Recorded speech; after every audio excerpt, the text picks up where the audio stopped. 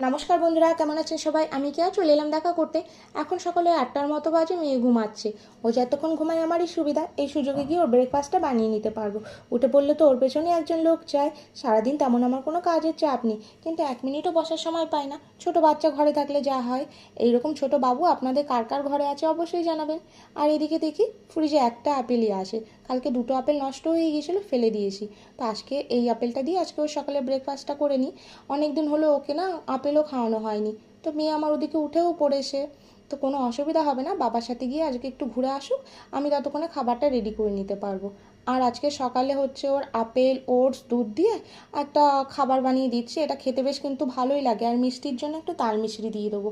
আর শেষে ফ্রিজে আমি বাদাম গুঁড়ো রেডি করে রেখে দিই, সেটা একটু নামানোর আগে মিশিয়ে দেবো। আর ওদিকে এখনও বিছানা পড়ে আসে, বিছানা কখন তুলবো? মেয়ে ঘুমাচ্ছিল। খাবারটা ঢাকা দিয়ে আমি চলে যাই ঘরের বিছানা তুলতে। সকালবেলা আমাকে 20 মিনিট দিতে হয় আমার বিছানাটা পরিষ্কার করে গুছিয়ে ঘরটা রেডি করে রাখতে। ততক্ষণে না মেয়ে চলেও এসছে। মেয়েকে এখন একটু পড়াশোনা করাবো। পড়াশোনা না করালে না অভ্যাসটা একদম খারাপ হয়ে যাবে। তখন আর বই পড়তে যাবে না। ছোট থেকে অভ্যাসটা থাকা ভালো। ঠিক তখনই আমাদের বাড়ির সামনে দিয়ে মিছিল যাচ্ছিল। মেয়ে তো মিছিল দেখে বেজায় খুশি, কিছুতেই ওখান থেকে আসবে না। আসলে ওই বেলুনগুলো দেখেছে, সেগুলো তার চাই। তো ওখান থেকে আর আসছে না। খাবার ওদিকে ঠান্ডাও হয়ে যাচ্ছে। শেষে মমতা পিসি জোর করে বাড়ির দিকে ঢুকিয়ে দিল। আমি পরে একটা বকা দিয়েছি, তুমি খাবারটা কে খাবে? আমি যখন বকা দিয়েছি তখন চুপ করে বসে আছে, কোনো কথা বলে না। ওই দেখুন মাথা নেড়ে দেখাচ্ছে সে খেয়ে নেবে। খেয়ে তো নেবে, কিন্তু কার্টুন চাই, কার্টুন ছাড়া তো খাবে না। এই সব বাচ্চাদের এই বদ অভ্যাসটা আছে না, কি আর করব, কাজের চাপে কার্টুনটাও দিতে হয়। আর সে নিজের খাবার ছেড়ে বাবার খাবার থেকে এক টুকরো আলু নিয়ে এসে খাচ্ছে। আমার মেয়ে কিন্তু কোনো খাবার আবার চিবিয়ে খেতে পারে না। এই বদ অভ্যাসটা ওর হয়ে গেছে, কি আর করব। আমি প্রথম থেকে লিকুইড খাবার অভ্যাস করিয়েছি, তো লিকুইড না খেলে না বমি করে দেয়। কিন্তু বাবার কাছ থেকে নিল, তখন আর কিচ্ছু হবে না।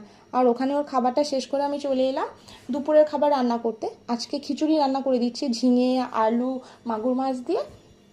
আর এখন সকাল 11:15 বাজে, আমি এখনও মুড়ি খাইনি, খাবার সময়ই পাইনি। আর এদিকে এখন দেখি ঠাকুমা ঠাকুর প্রণাম করে মুড়ি খেতে বসছে। আমিও পাশে চলে এলাম মুড়ি খেতে।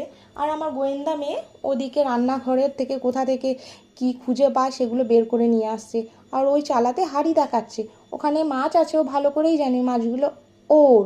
আর এখানে সরস্বতী পিসি উনুন ধারায়, তাকে পাখা বালতি সব এগিয়ে দিয়ে সাহায্য করছে। আমার মেয়েটা কত বড় হয়ে গেছে, কাজ করতে শিখে গেছে। তো এত কাজ করেছে, কষ্ট হয়ে গেছে, এখন একটু জল খাবে। জল খেয়ে সে ঘুমাবে। রোজ আমার মেয়ে 12টা নাগাদ একটু ঘুমায়, ঘুম থেকে উঠে স্নান করবে, আর বিকালবেলা ঘুমাবে।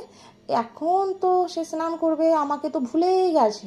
সে জল পেলে আর কিচ্ছু চায় না। আর স্নান করার সময় ওই খুঁজে খুঁজে পুতুলটাকে নিয়ে এসছে। পুতুলটা জামা প্যান্ট ছিঁড়ে একাকার করে দিয়েছে। স্নান করবে, সাবান চাই, আমাকে হাত দিয়ে দেখানো হয়ে গেল। সাবান পেলে সে একা একা মাখবে, আমাকেও দেবে না। আমার মেয়ে স্নান করতে খুব ভালোবাসে। বড় হয়ে গেছে মেয়ে আমার দেখতে দেখতে, তাই না? আজকের মতো বন্ধুরা এখানেই ব্লগটা শেষ করছি, তবে আর বড় করব না। আর আপনারা কে কোথা থেকে আমার ভিডিও দেখছেন অবশ্যই জানাবেন। আজকের মতো আসি, টাটা।